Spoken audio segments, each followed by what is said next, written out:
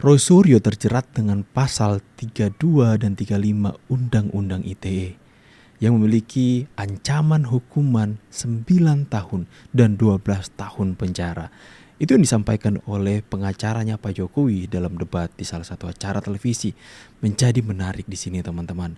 Apakah Undang-Undang ITE pasal 32 dan 35 yang menjerat Roy Suryo itu akan tetap bertahan ataukah itu akan gugur dan kemudian hanya berlaku dengan KUHP yang baru pasal 433 atau 435 teman-teman kalau nggak salah teman-teman ya.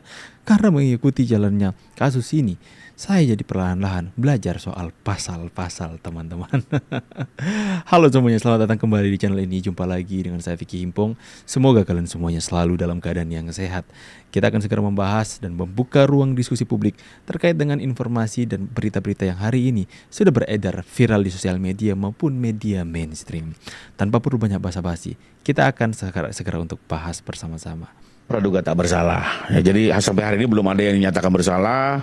Semua boleh menyangkal pasal-pasal tersebut, tapi izinkan kenapa kami menerapkan pasal 32 35. Karena memang faktanya dalam pandangan kami yang dilakukan rekan-rekan ini tidak hanya sekedar melakukan fitnah secara lisan, tapi menggunakan kemajuan teknologi IT. Dan kalau nggak salah satunya juga kan di televisi ini ya, mereka beratraksi dengan berbagai aplikasi sampai meyakinkan publik bahwa ijazah ini palsu. Bahkan ijazah ini punyanya Pak Dul Matno. Nah itu yang memang menjadi pertanyaan buat Pak Jokowi sebagai korban. Apa benar kemajuan teknologi itu bisa membuat ijazah saya jadi miliknya Dul Matno? Curious beliau, dan itu betul-betul meyakinkan publik. Sehingga memang kami meminta teman-teman penyidik tidak hanya melihat persoalan fitnah ini dalam kacamata lisan, tapi juga didalami apakah ada penyalahgunaan teknologi. Nah, rupanya setelah didalami, akhirnya penyidik merasa meyakini bahwa pasal ini bisa ditingkatkan ke tahap penyidikan. Sehingga dia sudah mengumpulkan pembuktian terkait pasal 32 dan 35. Termasuk juga bagi satu lembaga hukum yang dianggap kepentingannya lain tadi, ya, yang tidak melakukan penahanan juga dia sepakat bahwa pasal 3 dan 2, 3, 35 ini bisa untuk diuji di persidangan. Artinya sepakat sudah memiliki alat bukti yang cukup. Dengan tetap menghormati asas praduga tak bersalah. Tapi artinya adalah laporan yang kami lakukan juga bukan tanpa dasar. Karena sudah ada dua lembaga hukum, baik penyidik maupun penuntut umum, memiliki confidence untuk bisa membawa ini ke persidangan. Nah, nanti tinggal kita lihat apakah ini bisa dibuktikan atau tidak, apakah ini bisa menjadi dasar vonis atau tidak. Kita hormatilah dengan proses hukum yang sedang berlangsung, perdebatannya muncul, dialektika yang muncul, karena kembali lagi kan, ini sesuatu yang baru nih Bang Aiman ya. Karena sejujurnya kalau nggak pakai IT, banyak orang nggak yakin. Gitu ya. Tapi dengan IT, maksudnya? Iya dengan IT ya. Nah salah satunya tadi kan Bang Roy, mohon maaf nih, bilang undang-undang ITE maksudnya? Iya, undang-undang ITE. Dengan kemajuan teknologi ya, dengan aplikasi atraksi itu loh. Iya, oke. Tadi kan Bang Roy bilang itu urusannya Bang Rismon. Saya terima kasih. Berarti paling tidak Bang Roy sudah mengakui memang salah satu tersangka yang akhirnya mendapat RJ juga memang dari perbuatan-perbuatannya sudah nyerempet-nyerempet di 32 35. Kalau dalam kami sih kami yakin ya, tapi itu sudah akui. Nah, tapi jangan lupa juga Bang Roy bahwa ada juga satu atraksi di mana Bang Roy yang bilang justru dengan atraksinya ini punya Dul Matno. Itu dilakukan oleh Bang Roy, bukan oleh Bang Rismon. Dan itu masuk 32 35 juga menurut Anda? Iya, semuanya di 32. Nah, kembali lagi teman-teman jaksa kan juga sudah meyakini ini sudah menjadi konsumsi persidangan. Menurut saya kita jangan terberes. Silakan aja di sidang diuji ya, lakukan pembelaan sebaik-baiknya, para ahli juga turun, dan mohon izin kami juga sudah ada ahli-ahli yang nanti akan turun yang memang selama ini juga belum pernah muncul di media ya. Makanya nanti menarik lah dalam persidangan ini bisa menjadi lesson learn buat banyak pihak ya. Di mana ahli-ahli nanti ada ahli IT, ada ahli digital forensik, ada ahli macam-macam lah ya, ada sekitar 20 orang dan dari berbagai kampus terkemuka, nanti biar diuji lessonnya diambil. Nah, perlu digarisbawahi apakah kami menerapkan LP ini tuh mau mencari hukuman seberat-beratnya. Nah, ini saya perlu sedikit bantah ya. Dari awal Pak Jokowi secara konsisten pelaporannya ini hanya untuk membuat terang terkait dengan persoalan ijazah yang sudah bertahun-tahun menjadi konsumsi publik dan membuat publik bingung. Di sisi lain buat dia betul-betul boleh dibilang mengoyak kehormatan dan nama baiknya. Ya, karena bagaimanapun mohon izin Bang Aiman, buat Pak Jokowi, ini kan peristiwa 45 tahun yang lalu ya. Ya. Sebagai seorang pelajar, beliau Perjuangan bertanggung orang jawab tua menyelesaikan loh ini. pendidikannya dalam kondisi keluarga yang terbatas, hidup di bantaran kali, orang tuanya pun terbatas ekonominya, tapi Yes. beliau bisa menyelesaikan tanggung jawab belajar sampai masuk kampus yang terkemuka. Kampus Bang Refli Harun juga. Ini kan satu prestasi. Termasuk juga orang tuanya dengan segala keterbatasan ekonomi mampu mengantarkan pendidikan anaknya hingga S1, ini juga satu kebanggaan. Nah, ini yang menurut Pak Jokowi, ini kan fakta yang memang harus dinyatakan kepada publik dan nggak bisa orang seenaknya memutar balik ini begitu saja ya. Yes, Mungkin buat betul. sebagian orang kuliah hal kecil, ijazah hal kecil, Ya. masuk UGM hal kecil, tapi sejujurnya buat Pak Jokowi di era 45 tahun yang lalu ini satu kebanggaan yang memang ingin diperjuangkan. Nah, terkait apakah mau hukuman berat atau tidak, beliau klarifikasi berkali-kali. Concern saya bukan kepada siapa pelakunya, berapa besar hukumannya. Bahkan di sidang beliau bilang juga beberapa kali, saya akan nyatakan di sidang, kalaupun terbukti bersalah, saya akan minta hukuman seringan-ringannya.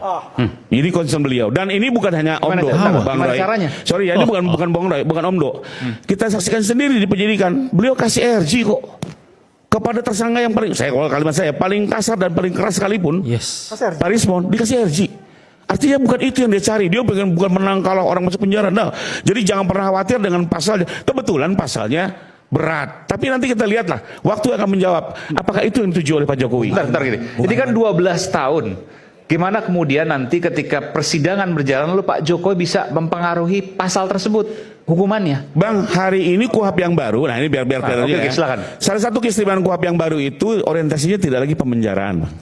Ya, hukumannya itu sudah sangat berubah jauh ya.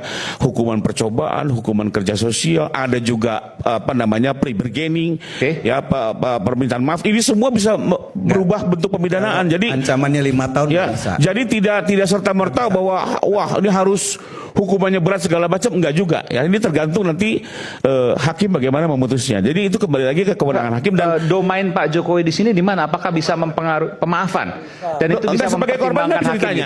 gitu. Sebagai korban bagaimana menurut Anda keadilannya? Kalau beliau misalnya menyatakan saya yang penting ini terbuka terkait pemidanaan hukuman sering. Kalau Seringan mungkin misalnya gitu. buatlah seringan mungkin ya. Oke. Itu akan menjadi catatan buat hakim. Oke. Di banyak sidang pun seperti itulah. Ini kan kita sudah berlitigasi beberapa kali. Jadi ini menjadi concern dan ini bukan omdo, Bang. Iya, iya. Diberikan RJ seorang Rismon. Saya orang yang sorry aja waktu itu dalam posisi tidak setuju. Tapi diberikan RJ dan itu masuk Bung kloter Rifai sempat kedua. nggak setuju waktu Bung Rismon diberikan Ya, itu? karena di kloter pertama nggak bersikap. Bang Egy, Bang DHL, mohon maaf loh, mereka ini justru pionirnya ya. Sebelum teman-teman ributin ijazah, mereka 2023 menggugat, ketemu saya juga di PN Jakarta Pusat gitu ya. Nah, ini pionirnya aja udah mundur, yang lain masih tim riang terus sibuk ya. Udah mau deket ujung, masuk lagi Bang Rismon. Ini orang kok serius atau enggak kan begitu kan?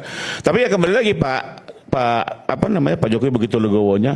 Artinya ini bukti, ini fakta. Bukan itu yang beliau cari ya. Jadi beliau tidak cari menang kalah. Beliau ingin persoalan ini soal terang menerang, publik lagi tidak terhasut dan mudah-mudahan persoalan jasa ini menjadi clean and clear. Only that. Jadi ini perlu dikasih tahu. Sedikit. Keren sekali kalau pengacara Pak Jokowi menyampaikan sesuatu itu pasti keren. Luar biasa teman-teman ya. Ternyata menurut pengakuan dari pengacara Bapak Jokowi, pasal 33 dan 35 itu ya dipakai dan bisa diuji di persidangan. Akan tapi sekalipun tuntutannya itu mengerikan teman-teman, 9 tahun dan 12 tahun, ya memberikan sebenarnya kesejukan hati sih buat Roy Suryo teman-teman. Karena apa? Karena pengacara Pak Jokowi mengatakan jangan khawatir soal tuntutan yang ancaman hukumannya itu berat. Karena concern Pak Jokowi di sini adalah bukan untuk memenjarakan mereka. Bahkan Pak Jokowi berkali-kali menyatakan bahwa hukumlah mereka dengan hukuman seringan-ringannya. Sekalipun tuntutannya itu 9 atau 12 tahun, tapi dengan kemurahan hati Bapak Joko Widodo, ya, Pak Jokowi bisa memberikan catatan untuk hakim agar supaya jangan menghukum mereka seberat-beratnya, tapi hukum mereka seringan-ringannya. Ini kalau terjadi kepada masyarakat awam, masyarakat biasa, ya, ketika mereka itu hampir setiap hari dituduh, difitnah, bahkan itu lewat media elektronik, lewat YouTube, media sosial dan sebagainya teman-teman ya.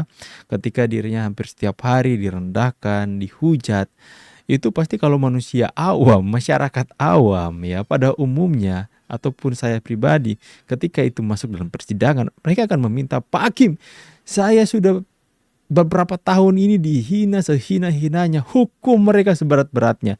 Pak Jokowi nggak seperti itu loh. Malahan sebaliknya teman-teman. Pak Jokowi malahan mengatakan bahwa Pak Hakim, hukum mereka seringan-ringannya. Pak Jokowi, terbuat dari apa hati Anda, Pak? Semoga ini bisa memberikan teladan kepada kita semua bahwa memaafkan lebih mulia daripada mendendam. Saya pamit dulu. See you on the next video and God bless you. Bye guys.